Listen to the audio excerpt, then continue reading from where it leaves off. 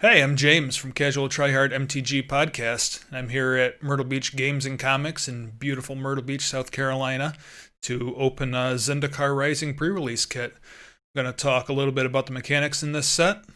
Hopefully we'll get some pretty cool pulls out of the pre-release kit, and then I'll walk you through my process for building a sealed pool. That's exciting. Stay tuned.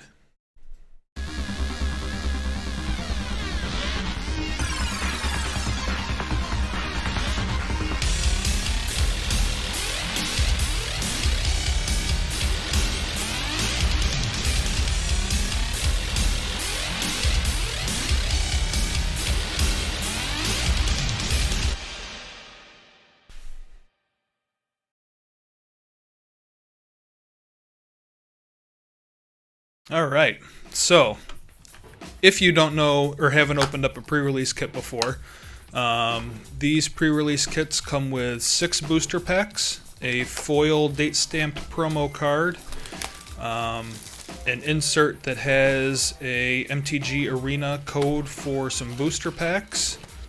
I'm not going to flip it over and show you the code because someone will want to redeem that. They also come with a die. This one's blue. It's a spin down life counter for keeping track of your life total. And here we go. Here is our first promo, Throne of Makindi. Not such a great promo, but rare lands are always something to look for.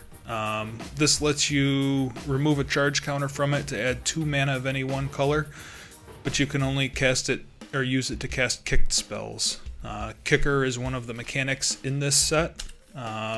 It's an additional cost you can pay when you cast your spell for some sort of additional effect. Typically it's a limited mechanic. There are a few cases where cards have been good enough to make it through to constructed play, but typically it's there for the limited environment. Which kind of makes a rare land with a kicker theme a dud, but we'll see what else we get. So when I'm opening these pre-release kits, I like to sort them by color because we're going to end up building a sealed deck from them, and it's important to know what you have in each color.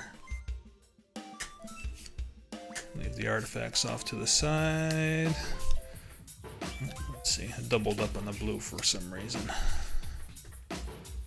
We got some good removal already. We got Vanquish the Weak and Smite the Monstrous.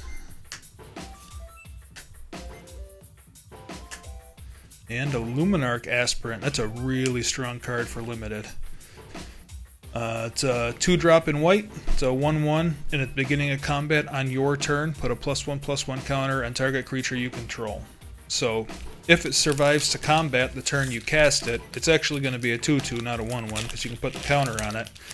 And at some point during the game, your opponent is going to have to answer it. Otherwise, it just makes all of your cards above the curve. It makes every creature you play a little bit bigger than what your opponent's going to play.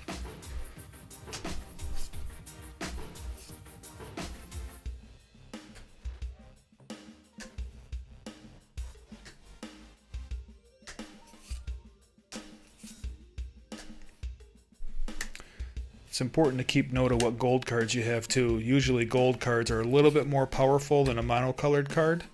Oh, hey, that's very nice. We got a foil promo frame Lotus Cobra. That's pretty sweet. But yeah, the gold cards are a little bit more powerful than what a normal card would be at that rarity. Because they're harder to cast because they're, more than one color. So it's important to look at them. Usually they're, worth playing if you can fit them in.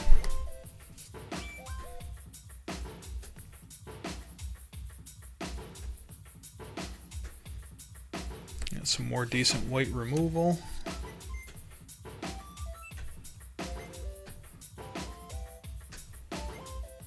Here's a card I'm going to stop and talk about for a second here. This is a Tangled Florahedron.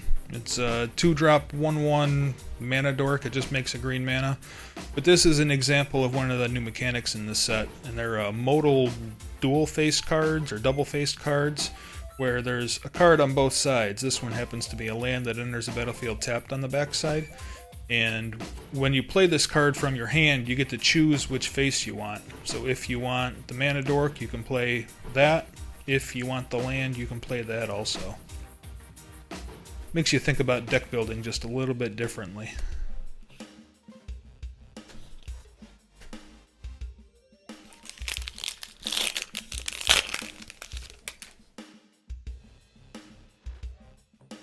So this first card here, Kabira Outrider, has another one of the mechanics from this set, and that's Party. This one is a 4-drop 3/3, and when it enters the battlefield, target creature gets +1/+1 until end of turn for each creature in your party. And then it says your party consists of up to one each of Cleric, Rogue, Warrior, and Wizard. So if you have a Cleric, Rogue, Warrior, and Wizard, whatever creature you want will get +4/+4 till end of turn. A creature can only count towards party once, so if you have a Rogue Warrior, it only counts for Rogue or Warrior. It doesn't count for both. It's important to remember.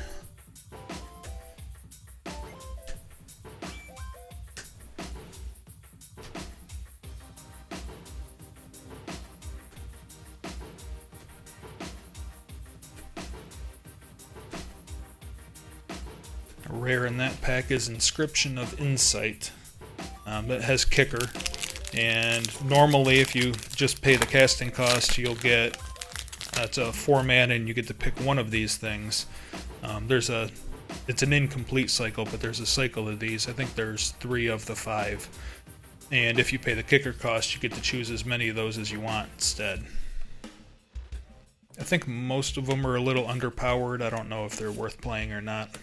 When we get into figuring out what colors our deck is going to be, we can dig a little bit deeper into that one.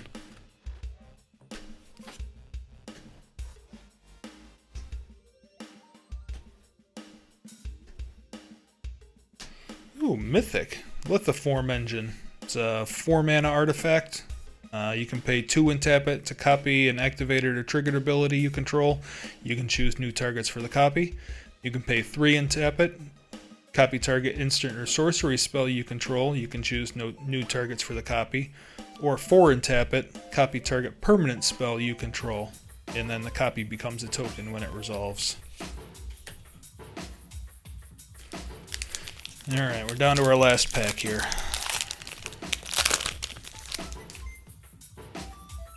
Man, so much white removal.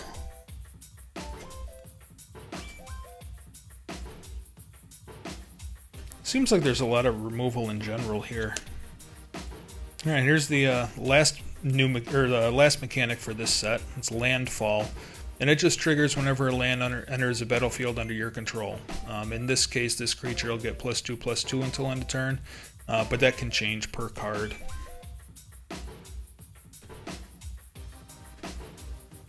Gold card. And we got the new Vampire Nighthawk. That's fun.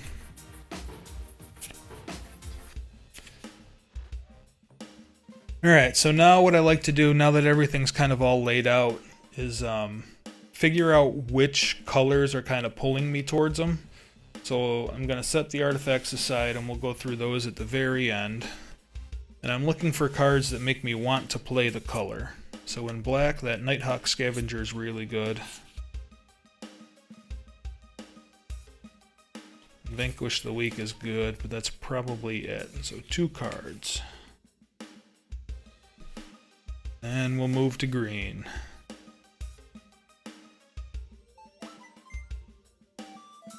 Just looking for things that are drawing me to the color. We have a little bit of ramp.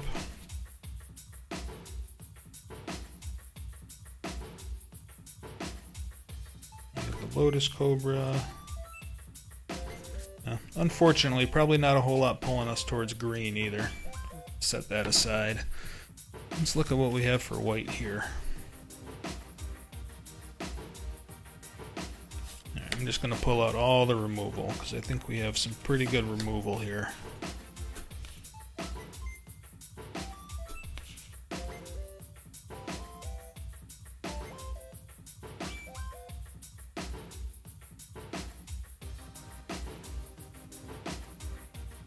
Alright, we have all of the removal here. We're definitely playing white.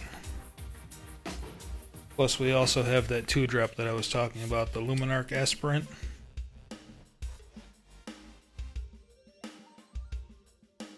Alright, the white looks pretty good. Let's see what we got in blue.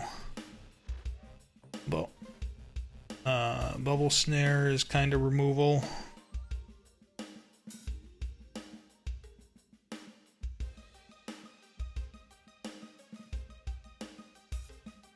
Bunch of counter magic. I do like that Merfolk. I think that Merfolk's pretty good. Merfolk Wind Robber is 1 mana 1/1 Merfolk Rogue. It flies, and whenever it deals combat damage to a player, that player mills a card, and you can sacrifice it to draw a card. Only activate that ability if the opponent has 8 or more cards in their graveyard. So it's a cheap evasive threat. If you can combine it with some other mill, that's pretty good, but on its own doesn't do a whole lot.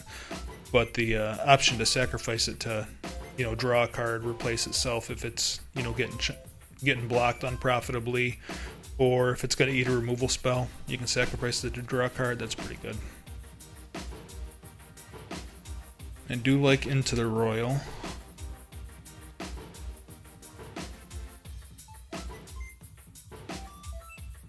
Those Expedition Diviners seem pretty good. It's a 4 mana 3/2 flyer. And as long as you control another wizard, Expedition Diviner has when this creature dies, draw a card. And they're both wizards, so if you have both of them out, you get to draw.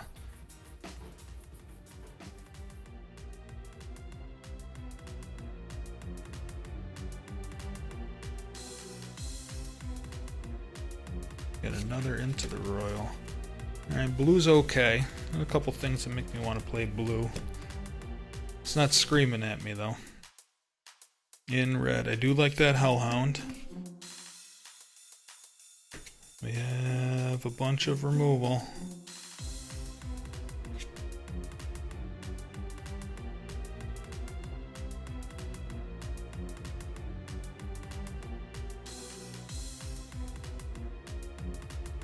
This is a fun card. I walked right over the first time, too. Valakut Awakening. It's a 2 and a red for an instant. Put any number of cards from your hand on the bottom of your library and then draw that many cards plus 1. So you get to cash your hand in for a new one at instant speed, so you can do it on your opponent's turn if you want to. And the backside is a red mana source. Kind of no downside there. It's your land early and fixes your hand late.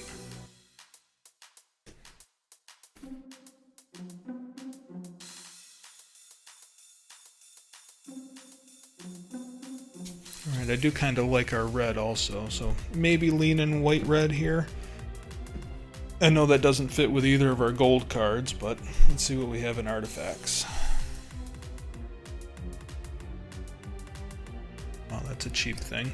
3 mana 6/6, that's pretty good. But it can't attack or block unless an opponent has 8 or more cards in their graveyard, and it taps to mill. This Lithoform Engine is a good card, but I don't think it's good for constructed play. I think it's more, or for limited play, I think it's more of like a constructed card, maybe like Commander. It's really mana intensive to get a whole bunch of value out of it, and I'm not sure what this limited format looks like to know if you're going to have time to pull something like this off. Because remember, all of these costs you have to pay in addition to the spell you're casting. So if I'm casting, I don't know, this Luminarch Aspirant, I would have to pay the 2 for this and the 4 for this to get a copy of it. And that's after spending 4 mana to basically do nothing to put it on the battlefield. So I think I'm going to pass on that. Now there are some cards that care about equipments, so we'll leave the equipments out.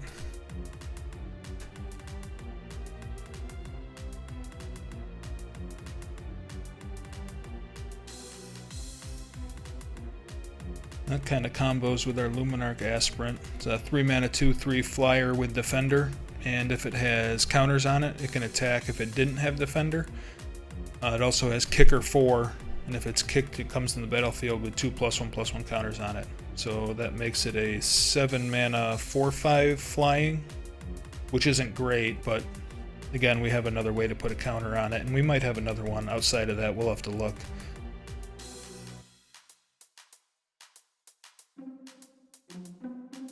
I don't think that Relic Amulet's going to get the job done. We have enough actual removal that I don't think we need that.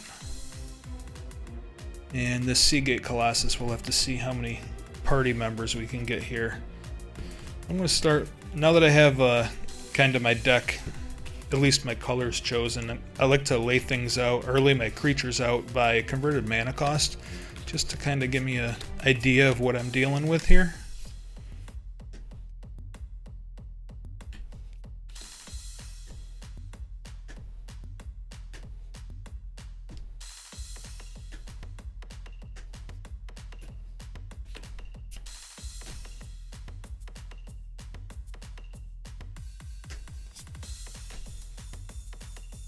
Again, I don't know if all these are good or worth playing. We're just kind of trying to get a feel for the mana curve at this point. We've identified that our best colors we think are going to be in white and red. So we're just looking to see what our curve looks like. We have 3, 6, 7, 8, 9, 10, 11, 12, 13, 14, 15, 16, 17, 18, 19. But we have a whole stack of removal and some artifact creatures over here.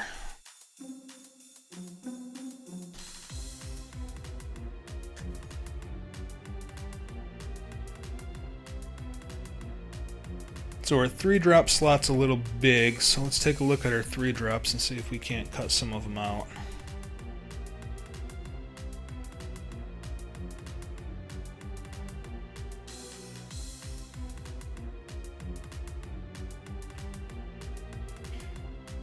We have some pretty good early cards. The Hellhound plays well with this Guide Beast. The Guide Beast isn't a fantastic card.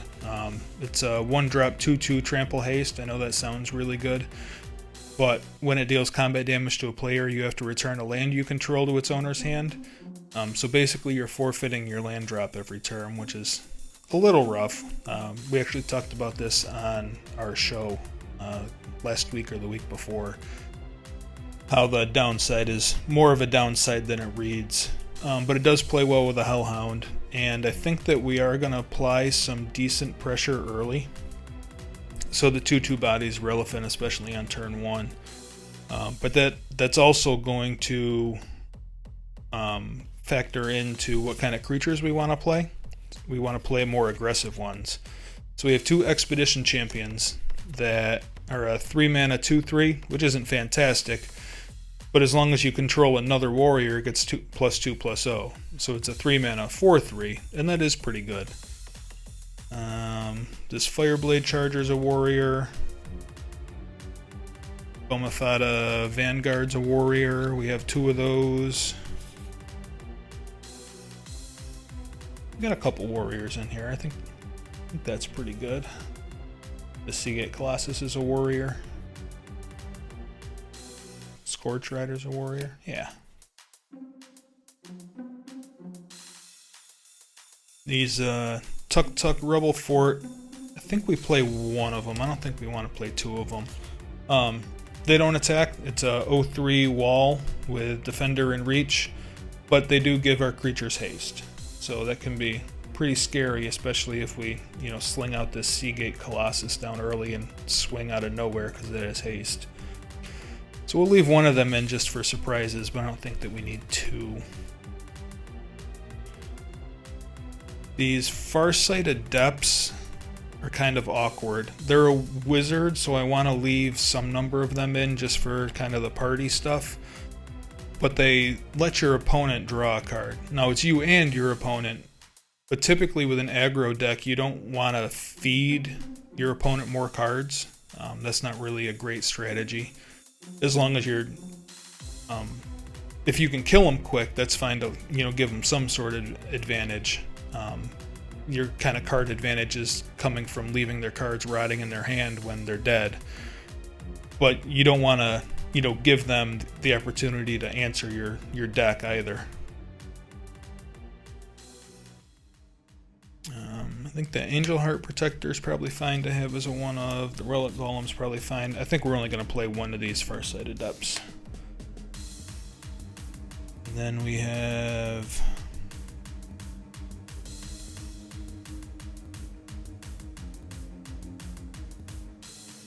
Yeah, I think these are all fine also.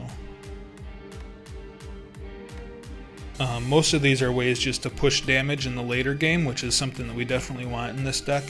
Spitfire Lagak has landfall whenever a land enters the battlefield under your control. It deals 1 damage to each opponent.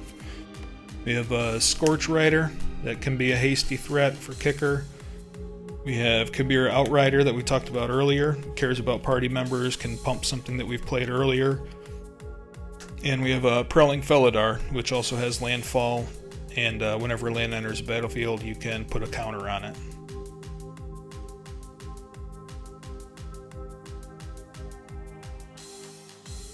I don't think we really care about this Shepherd of Heroes if we're trying to get people dead. This is kind of a card that would stabilize you if you were trying to, find a turning point in the game.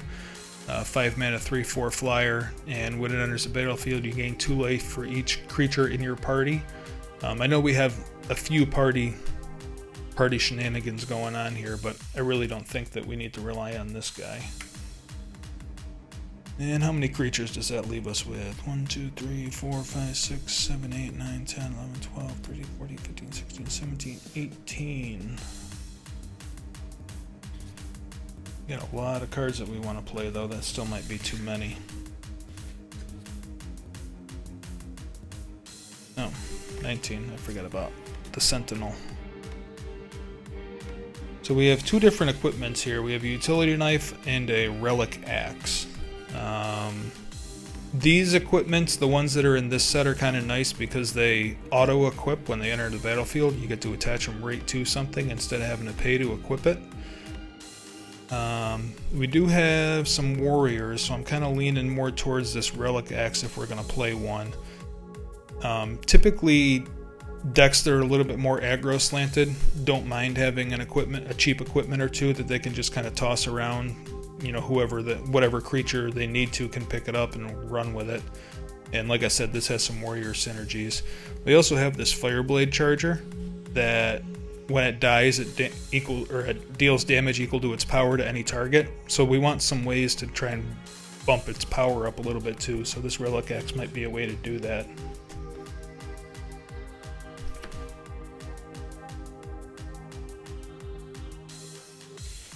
And now we have all of the removals, so we kind of have to pick out our best removal spells because we don't need this much of it.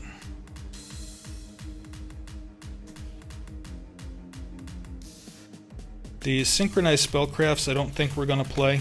They're a little expensive for what's going to happen. It deals 4 damage to target creature and X damage to that creature's controller, where X is the number of creatures in your party, but it costs 5 mana to do that. We're looking to end the game kind of quickly. Having one of them as a late game fireball is probably not a bad idea, but I don't think we want 2. Sizzling Barrage is good, 2 mana for 4 damage. The creature has to have blocked this turn, but you can do it after blockers are declared, but before damage is dealt.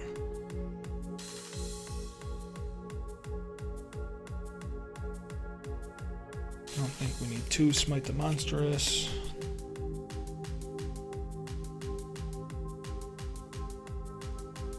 Nehari's Binding's pretty good. It's just this other removal's kind of conditional, and Nehari's Binding is it just happens.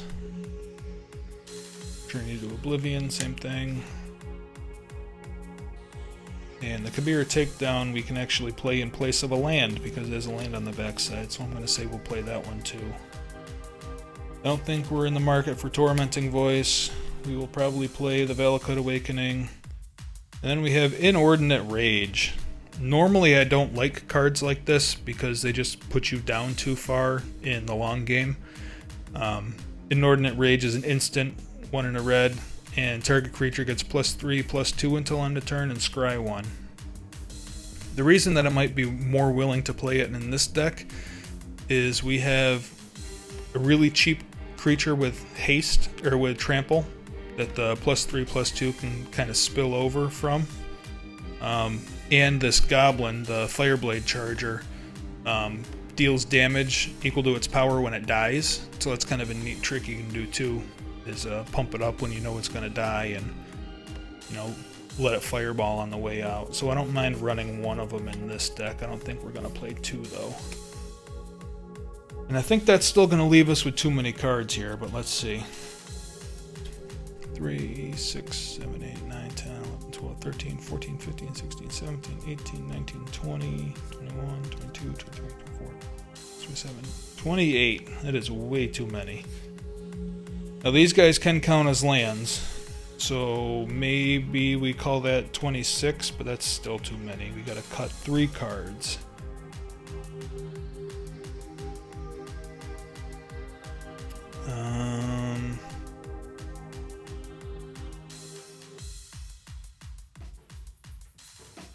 I think this Prowling Felidar is probably going to get cut, just because when you play it, it doesn't really do a whole lot if you don't have any more lands to play, and I think we're going to be a little bit light on lands in this deck.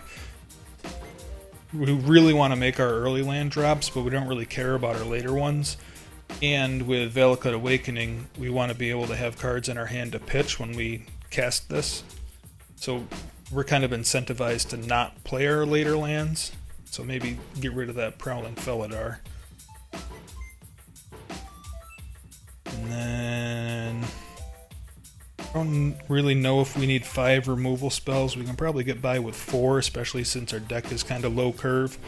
And this Journey to Oblivion gets cheaper with members of your party, but again, we need to make sure that we have the members of our party in play. So I think we're going to get rid of that as well. And that puts us at 1, 2, 3, 6, 7, 8, 9, 10, 11, 12, 13, 14, 15, 16, 17, 18, 19, 20, 22, 24, 24. I gotta cut 1 more.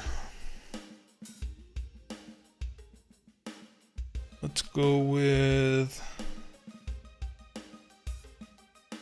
the Scorch Rider, I think. We already have the Rebel Fort giving our creatures haste. A 6 mana 4/3 with haste isn't good, so I don't think we would ever play that mode of it. And this is towards the top of our curve, so maybe we just get rid of that guy. That'll leave us with 23 here, plus the 2 that also count as lands. We're just going to forget about them for a minute while we build our mana base, because they count as the land that we would be counting them for. And colorless spells are easy to cast, so we'll also forget about them for a minute. So what I do now is separate them into color.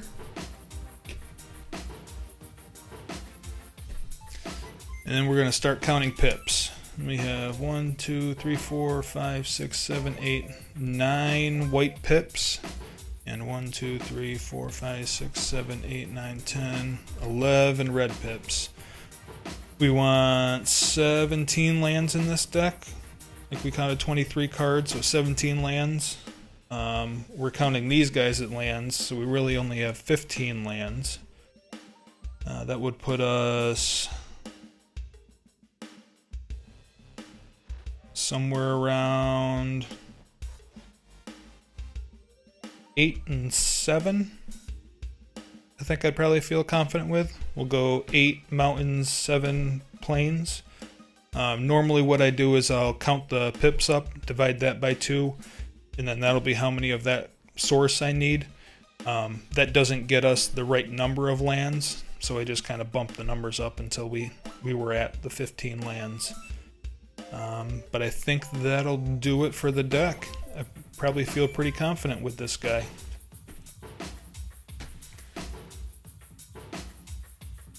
So this format I think is going to be, even though we kind of ended up with an aggro deck, I think this format is going to be a little slow, just judging by the sheer amount of removal that I opened up. Just in red and white we had like 10 removal spells, and that's kind of insane for a format. Typically that leads to more mid-range or control decks in the limited environment, so maybe the aggro gets pushed out a little bit. We'll have to play it and find out. This is kind of day 0. We haven't even really hit pre-release yet. Hopefully that'll come tomorrow, and I'll be there. Hopefully I'll see some of you guys there too. This is James from Casual Tryhard MTG Podcast. I'm here at Myrtle Beach Games and Comics in Myrtle Beach, South Carolina. If you liked this video, make sure you check out the other videos on Myrtle Beach Games' YouTube channel. Make sure you thumbs up if you liked it. Make sure you subscribe to the channel so you get notifications whenever we post content. If you liked what I had to say, you can check us out on Twitter at Casual Tripod. You can find us on Facebook at Casual Tryhard MTG. You can always drop us an email at show@casualtryhardmtg.com. Our podcast is available everywhere you can find a podcast: Stitcher, SoundCloud, Apple Podcasts, Google, everywhere. Just search Casual Tryhard MTG and you'll find us. We have a Discord channel. If you hop onto any of our social media, you can kind of chat with us there. And I think that's it.